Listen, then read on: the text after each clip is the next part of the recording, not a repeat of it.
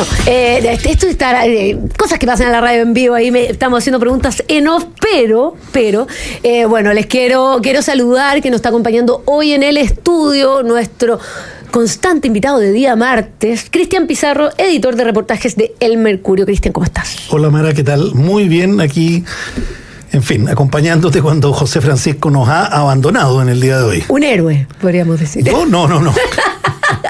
No, es una talla interna nuestro. Sí, voy a decir mi héroe el día de hoy porque vino a estar conmigo para que yo no estuviera sola y estuviera viéndote en una pantalla porque José Francisco Lagos me abandona. No, le mandamos un cariñoso saludo al conductor del programa que hoy día tenía una actividad muy importante a la que no podía faltar, pero para eso estoy yo.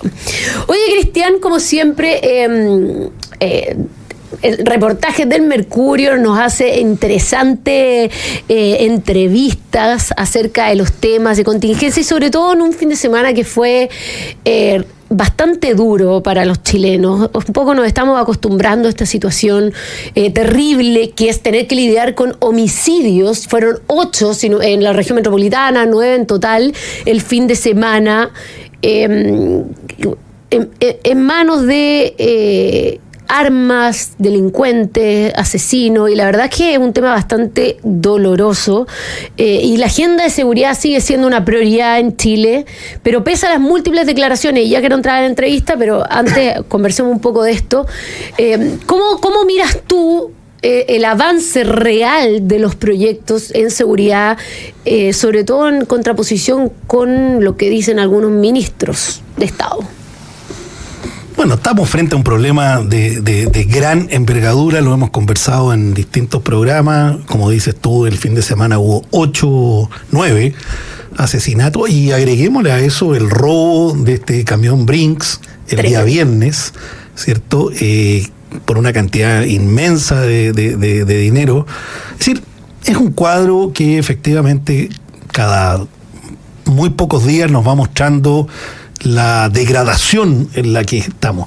Mira, yo creo, Mara, que el tema de la inseguridad ciudadana en la que estamos inmersos como país y que ya nos pone al nivel de otras naciones que lamentablemente nos llevan la delantera en esto, ¿cierto? México, Ecuador, Colombia, en fin, el propio Venezuela. Estamos en la mala senda. No es solo un problema de leyes. No es solamente un problema de proyectos de ley. Y esto lo ha dicho el gobierno como que se jacta de que en el fondo tenemos la mayor cantidad de leyes aprobadas y en tramitación para, en fin, lograr controlar los problemas de inseguridad. Está bien, yo creo que en eso todo ayuda, pero para que la ciudadanía advierta un cambio en sus condiciones reales de seguridad en sus barrios, no basta con los proyectos de ley. Es necesaria voluntad política, no solo retórica. Hoy día en la mañana el presidente estaba en el sur con un discurso como muy inflamado: no me tiritará la mano, yo estoy combatiendo a los delincuentes, en fin. Todo eso suena bien para la cuña. Él mismo decía que no era una cuestión de cuñas la solución al problema, pero él incurre en el mismo defecto que critica. Entonces, como digo, creo que aquí falta hay un problema de voluntad política, hay un problema de real respaldo a las acciones de Carabineros y de tomar medidas que sean efectivas realmente y que logren poner al menos un control. Esto no va a ser fácil para el gobierno que venga. Yo tengo pocas esperanzas de que este gobierno logre mejoras sustantivas en esa materia, de verdad. Pero para el gobierno que venga, esto tampoco va a ser un tema que asume en marzo y el 1 de mayo este tema va a estar resuelto. Este es un problema de raíces profundas, este es un problema que va a demorar. Entonces ahí también la ciudadanía, nosotros, todos, tenemos que tener cuotas de paciencia que es difícil pedirle a la gente, sobre todo a la que la está pasando más mal.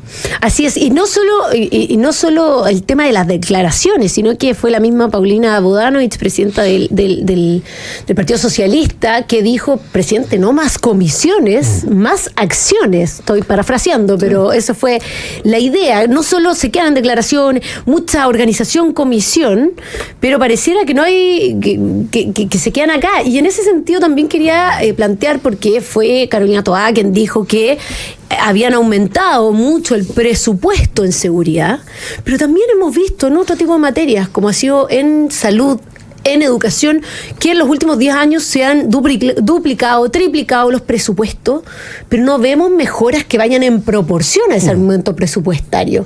¿Estamos viendo una situación similar en seguridad? Sin duda, es un problema que también es una caja sin fondo, porque las mejoras de presupuesto tienen que ir acompañadas de mejoras en la productividad, por decirlo de alguna manera, en la eficiencia, para que la gente nos entienda. No sacamos nada con meterle más recursos si los programas que se están implementando no están dando el resultado adecuado. Calle Segura, en fin, y otros similares que hay hoy día vigentes, y como también los ha habido en gobiernos anteriores, seamos honestos, esto ha recrudecido claramente en estos últimos 2 años, pero el problema de seguridad ciudadana en Chile no es algo que haya aparecido recién. Entonces, yo de verdad creo que lamentablemente veo un gobierno que llegó tarde. Ese es el punto. Llegó tarde este problema. Entonces, hoy día hay intención. Uno conversa con la ministra Toá, escucha al presidente, creámosle, no hay que darle el beneficio de la duda, pero cuando tú llegas tarde a algo tan grave como esto, la delincuencia te ha sacado 4 cuadras de ventaja. Entonces, estas leyes que nos refieren las autoridades llegan tarde. Y las leyes sabemos que tienen que terminar de aprobarse, se tienen que dictar los reglamentos, los que las ejecutan, carabineros, policía, investigaciones, qué sé yo, tienen que conocerlas. Por ejemplo, un tema clave, el tema de las cárceles, ¿cierto? Que se ha discutido tanto dónde poner una cárcel, ¿cierto? Si en Santiago o en otro lugar, en fin.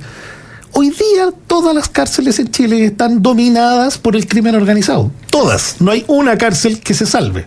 Entonces, ahí, por ejemplo, no tenemos las políticas de intervención carcelaria que se necesitan para que esos temas se vayan despejando. En consecuencia, sabemos que desde las cárceles se maneja mucha parte de la industria del delito que se comete afuera. Entonces, en fin, yo creo que estamos en un muy mal periodo y lamentablemente yo no veo señales de que esto vaya a mejorar en el corto o mediano plazo. Y repito, para un próximo gobierno, cualquiera que este sea, este va a ser un tema muy difícil de abordar. Oye, y en eso mismo quería seguir en este tema, pero meterme un poco en la entrevista que ustedes hicieron a la ministra Carolina Toá este domingo en Reportajes del Mercurio, y me llama la atención algunas declaraciones de la ministra en que dice, en cuanto al tema de la seguridad, dice: vamos más lento de lo que queríamos, pero vamos más rápido que nunca. Como bien tú decías, hemos despachado 59 proyectos de seguridad durante...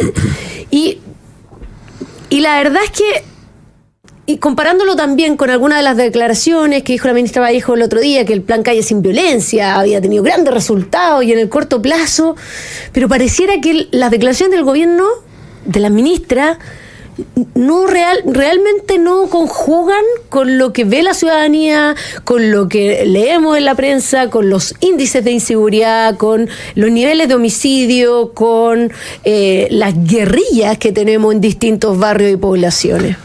Claro, porque la ministra creo que no falta la verdad cuando dice que vamos más lento de lo que quisiéramos, pero más rápido que nunca. Pero a eso habría que agregarle que nunca hemos estado peor en materia de inseguridad ciudadana. Es que ese es justo el punto, y para allá quería ir, porque pareciera que en el fondo están constantemente comparándose con gobiernos anteriores, pero uno trata de poner en tema que eso no era prioridad antes, porque no estábamos tan mal. Es como que estuviéramos comparando que hoy día, oye, hacemos muchos proyectos de inteligencia artificial mucho más que en los años 70, y tú decís como, pero obvio, si en los años 70 no teníamos inteligencia artificial. Exacto. Antiguamente no teníamos estos niveles de violencia, delincuencia, narcotráfico e inseguridad. Entonces, hay una como desconexión con el desafío que les toca como gobierno. Hay un retraso, efectivamente, y ha cambiado, y esa es la parte, ha cambiado la fisonomía la anatomía, si uno quisiera ocupar un símil, de la delincuencia. Hoy día estamos en manos de bandas de crimen organizado. Esas son palabras mayores. En Chile la delincuencia hasta hace 20 años, vamos a decir una fecha relevante, por decir algo, 15, 20 años, era delincuencia local. Era delincuencia nacional, eran lanzas, ladrones que tenían un modus operandi que las policías, uniformada y civil, conocían. Esto cambió sustantivamente cuando empezaron a entrar las bandas de crimen organizado de otros países de nuestra región latinoamericana. Y nuestras policías, nuestras leyes y nuestras autoridades políticas quedaron offside, quedaron fuera de juego con esta nueva amenaza, porque se habla de delincuencia, pero no es la delincuencia de los años 2000. Okay. Es una delincuencia de nivel, vamos a decir, internacional. Es decir, es el mismo tipo de delincuencia que hay en México, que hay en Colombia, que hay en Ecuador, bandas que en Chile no existían. Entonces, lamentablemente creo, y para volver al punto de tu pregunta, creo que todos los frentes político, legislativo, ejecutivo, los medios, en fin, estamos todos como perplejos mirando una realidad que nos pasa por encima, ¿cierto? Y atrasados en las soluciones que se necesitan para, como dices tú, a los vecinos y vecinas de las comunas más vulnerables, les cambie la vida de una vez por todas y no tengan que seguir encerrándose a las 4 de la tarde, porque sabemos lo que pasa después en las poblaciones, no solo de Santiago, sino que también en regiones. Sí, es tremendo el tema. Bueno, estamos conversando con Cristian Pizarro, editor de reportajes del Mercurio. Nosotros nos vamos a ir a una breve pausa y ya volvemos con más Llegó la Hora. Estás escuchando Agricultura. Hola, en este nuevo capítulo hablaremos sobre algunos beneficios del sistema de pensiones. ¿Sabías que estar en una AFP no solo te permite aumentar los ahorros para tu futura pensión, sino que también te permite acceder a una serie de beneficios? Acá te contaremos cuáles. Al cotizar, podrás acceder al SIS, Seguro de Invalidez y Sobrevivencia, el cual te protege en caso de invalidez y cubre a tu familia en caso de que fallezcas, entregándoles una pensión de sobrevivencia. También, si te encuentras cotizando de forma dependiente o independiente en la AFP y además en una ISAPRE o FONASA, tendrás el derecho al pago de licencias médicas. Si eres mujer y madre, al cumplir los 65 años podrás recibir un bono por cada hijo nacido vivo o adoptado. Además, aquellas personas que deben pagar los gastos funerarios de una persona que se encuentra afiliada a una AFP podrán tener un apoyo monetario. ¿Tienes dudas?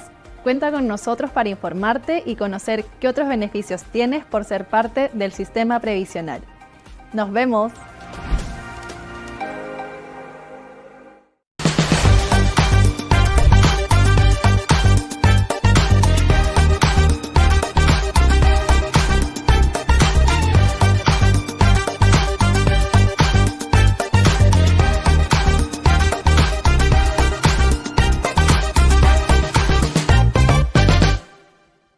Invertir o disfrutar. Comunícate con nosotros hoy y visita www.apwchile.cl para más información. AFP Capital presenta. Imaginar el mejor futuro para ti a veces puede ser difícil. Por eso en Capital trabajamos día a día para construir el presente y futuro que mereces con alternativas que te permitan impulsar tus ahorros. Una de ellas es el ahorro previsional voluntario, APV, con el cual podrás complementar tu pensión ahorrando a tu medida. De esta forma podrás alcanzar tus metas previsionales y construir el futuro que mereces, junto con todos nuestros servicios disponibles. Capital, contigo en tu presente y futuro. Presentó AFP Capital. Hasta 50% de descuento en tu medicamento de siempre con Productos Más de Cruz Verde. Aquí tenemos descuentos permanentes. Obtén 35% de descuento en la primera unidad y 50% de descuento en la segunda y tercera. Al comprar 3 unidades, los descuentos se renuevan. Así nunca pagarás el precio completo. Verifica si tu medicamento es Productos Más. Inscríbelo en farmacias, en la web o en la app. Sin códigos y solo con tu RUT. Productos Más de Cruz Verde. Más te cuidas, más ahorras. Cruz Verde, la farmacia de los precios bajos. Bases y condiciones en cruzverde.com. Agricultura en Santiago 92.1. En Punta Arenas 98.7. En la agricultura estamos presentando Llegó la Hora con José Francisco Lagos y Mara Cedini. Ya estamos de vuelta en Llegó la Hora en Radio Agricultura y usted puede ser parte de esta conversación a través de nuestras redes sociales, Twitter, Instagram, TikTok, @Llegó la Hora 921, enviarnos un WhatsApp también al +569 5304 3903. Partimos saludando a quienes hacen posible nuestro programa. Si te preguntas cómo cosechan los ingredientes de tu comida favorita o cómo se conecta el crecimiento de un país de norte a sur, la respuesta es Salfa, porque detrás de todo lo que nos mueve también está Salfa. Salfa, soluciones de confianza. ¿Eres FONASA y además tienes preexistencias? El seguro de salud full ambulatorio Dávila de Consorcio es para ti. Podrás atenderte en Red Dávila y Centros Médicos Vida Íntegra por 13.990. Cotízalo en consorcio.cl. En Vinolia fusionamos gastronomía con pasión vinícola. Degusta exquisiteces y selecciona el vino perfecto de nuestra tienda para llevar la experiencia a casa. Haz tu reserva en vinolia.cl. La Tamwin te da la bienvenida con un bono de 5.000 pesos sin necesidad de depósito. ¿Qué esperas para unirte? Nuestra web es segura y está diseñada pensando en ti. Juega y gana sin preocupaciones. Regístrate ya con el código Llegó la Hora todo junto y gana grandes premios en la Tamwin. Bueno, y seguimos nuestra conversación con Cristian Pizarro, editor de reportajes del Mercurio. Cristian, yo te quería preguntar, ¿cómo ves tú este camino presidencial, sobre todo en el lado del oficialismo? Porque hasta ahora hemos visto, al menos en la oposición, bastante estable a Evelyn Matei, sube un poco baja, tenemos también la figura de José Antonio Kast, han entrado algunas otras, como Johannes Kaiser, está el alcalde Carter, pero es el oficialismo el que genera el verdadero suspenso. La verdad es que no han aparecido cartas muy relevantes hasta que hace una semana aparece nuevamente, ya sería una tercera vez, el nombre de Michelle Bachelet. Ella ha dicho que no va, pero todos sabemos que en el mundo de la política todo puede pasar. ¿Qué te parece esta aparición de Michelle Bachelet como la carta del oficialismo para la presidenciable? Mira, aunque sea como reiterativo, yo creo que es la demostración más elocuente del fracaso de esta generación de políticos, de esta generación joven que hoy día nos gobierna.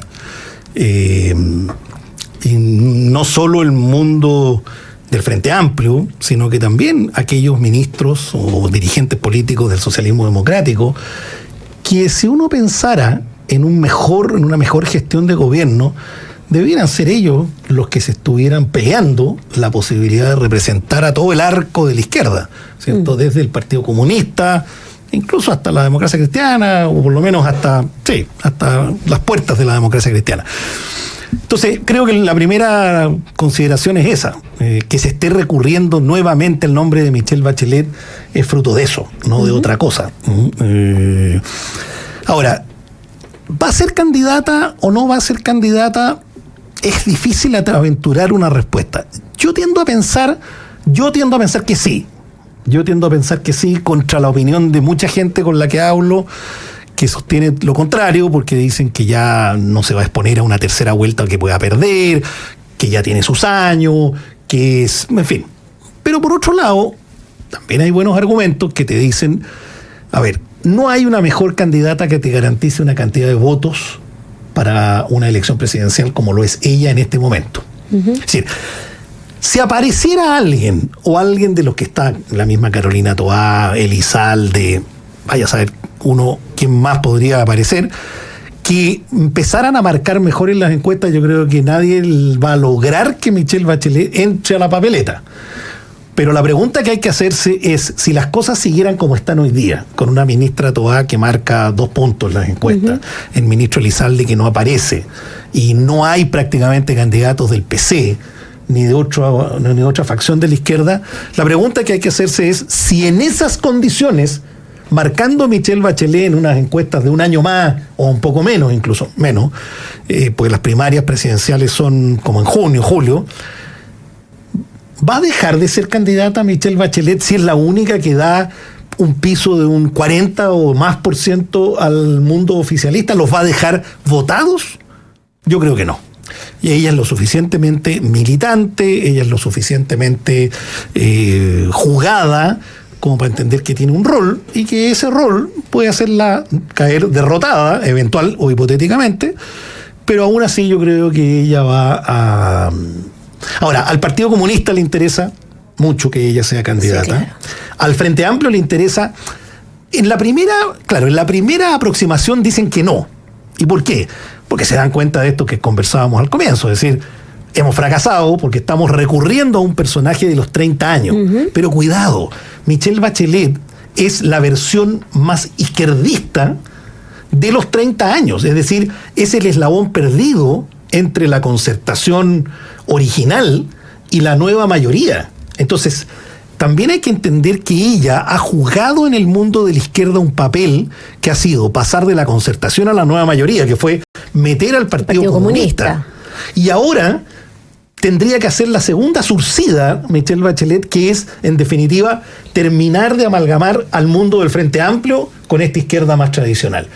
Yo creo que a esa pega ella puede estar dispuesta a cumplir llegado el minuto, repito, si es la única que marca, ¿cierto?, un porcentaje significativo en las encuestas. Es interesante el fenómeno de Michelle Bachelet, porque pese a que efectivamente el Frente Amplio pierde la capacidad de tener sus candidatos, su gente en una próxima campaña, porque realmente, a ver, puedo estar anticipándome, pero pensar que Tomás Bodanovich puede ganar una presidencial a mí me parece... Un alcalde de la región metropolitana, yo creo que es como ser demasiado centralista con la visión, sobre todo un alcalde tan nuevo. A mí me parece un poco, no sé, yo creo que está en la encuesta y ahora, la gente dice, si lo conozco, puede ser. Que está en otra, pero Bachelet dice lo mismo. Así que uno nunca sabe. Pero en ese sentido, bien tú dices que Michelle Bachelet tampoco representa tanto esos 30 años. Recordemos que no solo es la que incluye al Partido Comunista. Michelle Bachelet es la que hace la reforma tributaria, la reforma en educación, fue la que sacó el tema constituyente, fue la que hizo un proyecto constitucional previo a lo que fue el plebiscito. Entonces, hay muchas manifestaciones del discurso de la izquierda más radical en nuestro país en el discurso de Michelle Bachelet. Yo te diría, así a términos de interpretación mía, que Bachelet 2 fue mucho más Michelle Bachelet que Bachelet 1. Y si llegara a haber Bachelet 3, no vamos a reconocer ni a la 1 ni a la 2. Y en la campaña, Michelle Bachelet, suponiendo que no ganara, pero en la pura campaña, su relato va a ser claramente con banderas muy clavadas en el mundo de la izquierda. Ahora, ¿qué cosas yo creo que sí pueden jugar en contra de ella? Puede jugar en contra, yo creo, su salud. A mí me da la impresión de que ella no está 100%. No estoy diciendo que esté enferma, ni mucho menos, pero Michelle Bachelet ya tiene una edad que tiene que mirar el carnet, digámoslo así, con todo respeto. Pero es un factor en que si llegara a ganar la elección presidencial, uno tiene que ponerse, en todos los casos, saldría del gobierno casi con 80 años.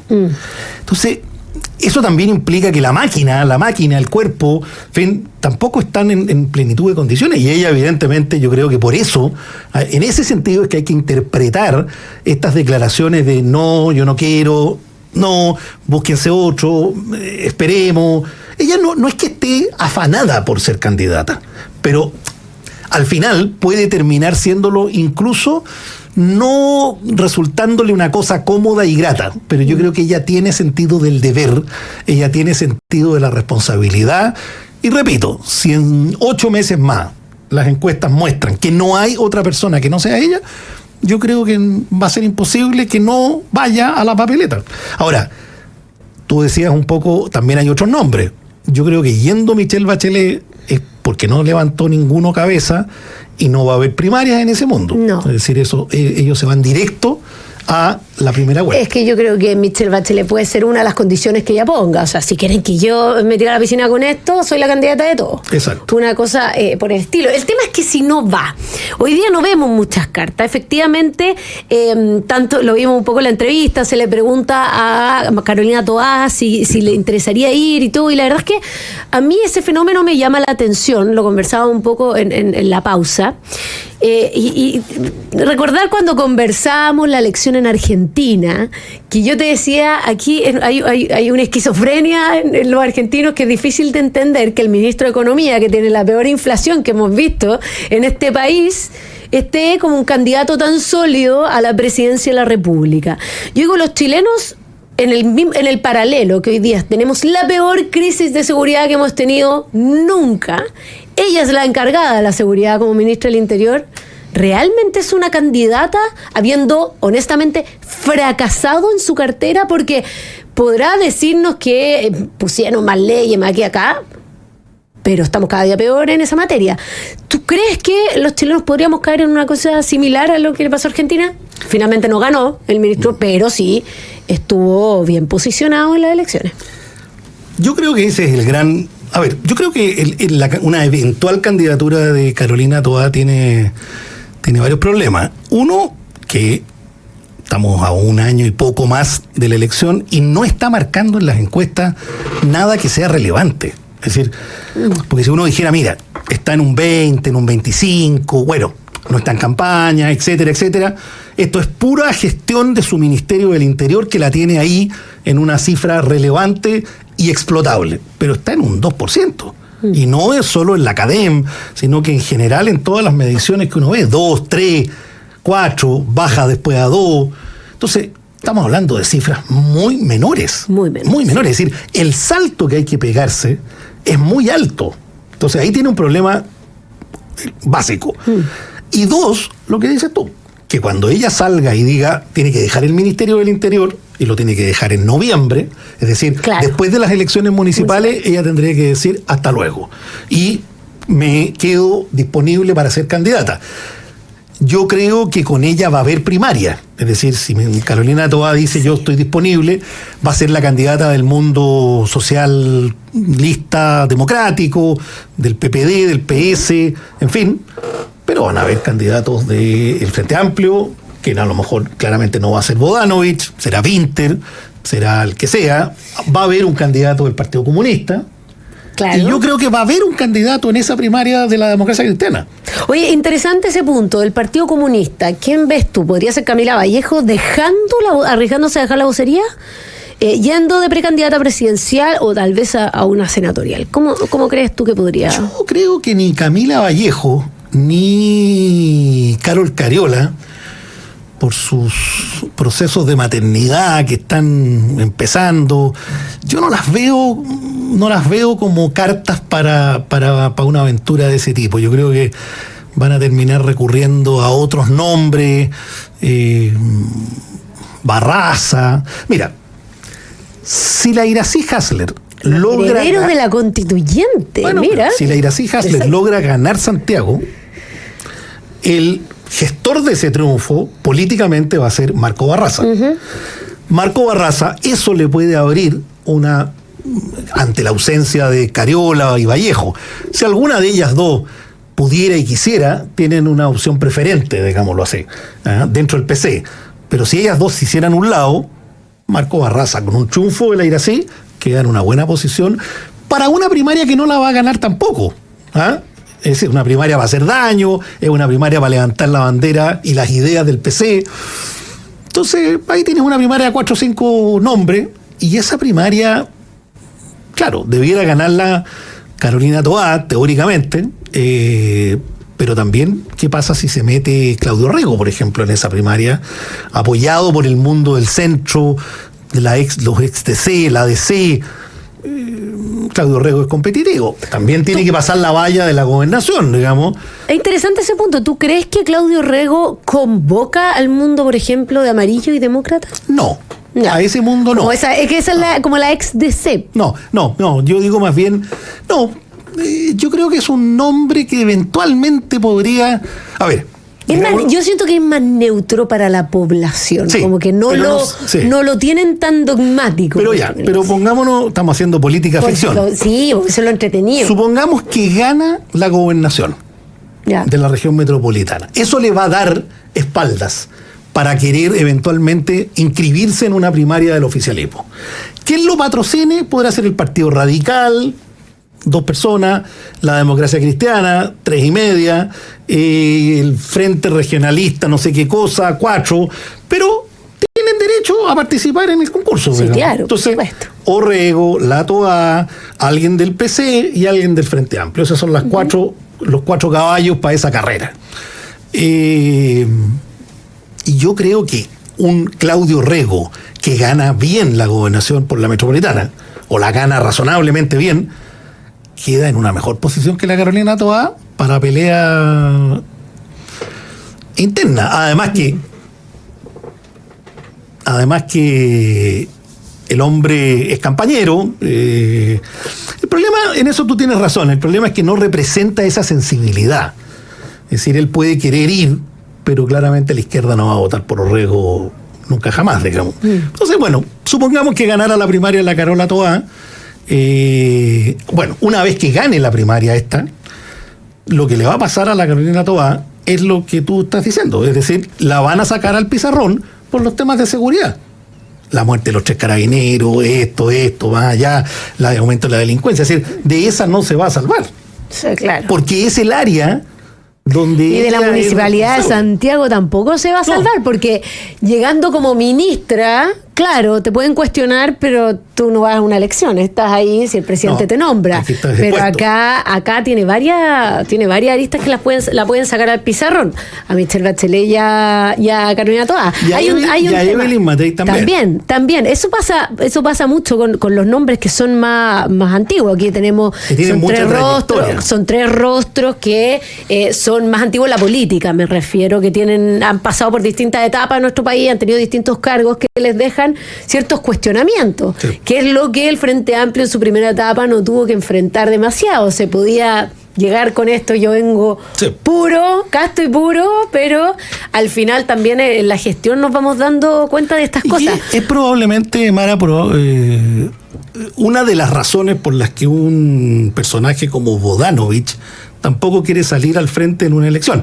Tú tienes razón que el nivel de conocimiento de Bodanovich, más allá de la región metropolitana, debe ser muy bajo todavía, pero también tiene un problema, y es que él tendría que hacerse cargo frente a la ciudadanía de todos los errores y aciertos de este gobierno. Claro. Es decir, a él le cae la camotera. Claro, cualquier candidato que vaya por el Frente Amplio. Exactamente. Entonces eso es algo que se da cuenta Bodanovich, de que no está en condiciones de resistir, porque esa camotera no la resiste. Por bueno, por simpático, por buen mozo y por inteligente que sea. Sí.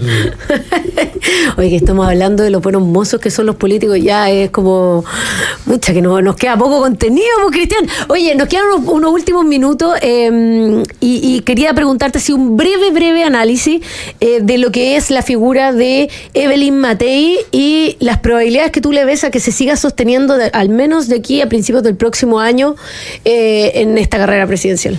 Mira, yo creo que va a haber un punto de inflexión después de la municipal.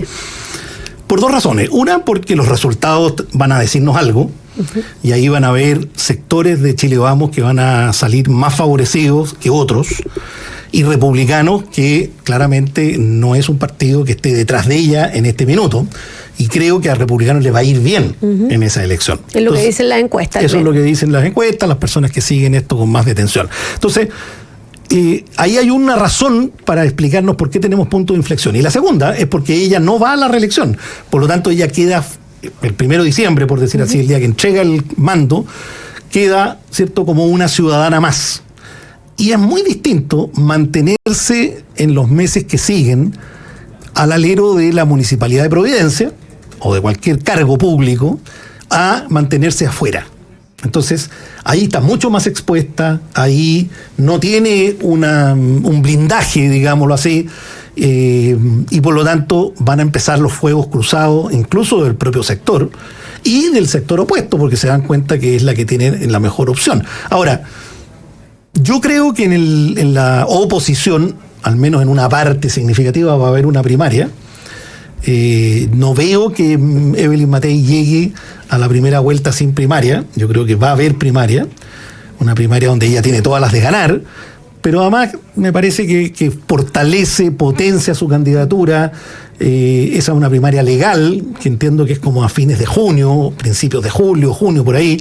Entonces, bueno, diciembre, enero, febrero, estamos hablando de meses de verano, que la actividad, al menos en febrero, tiende a bajar un poco, y después te va a quedar marzo, abril, mayo, que son los meses de la campaña de la primaria, donde irán a estar los nombres que tú estás dando. Carter, seguramente, alguien de Renovación, que tendrá que aparecer. Me dicen Chaguán a mí, que está con ganas. Puede ser, vamos a tener David Cast, puede ser un Joan Kaiser también. Exactamente, puede entrar alguno de ellos, exactamente, puede entrar alguien de Bópoli, bueno. Pero creo que ahí va a haber primaria sí o sí. Sí o sí. Al menos con los datos de hoy día, digamos. Debería. Bueno, lamentablemente se nos fue el tiempo. Cristian Pizarro, editor de Reportajes del Mercurio, te quería agradecer por haber estado con nosotros hoy día. Tremenda conversación. Aprovechamos de sacarte el jugo hoy día. Bueno, muchas gracias, Mara, y espero volver a este estudio.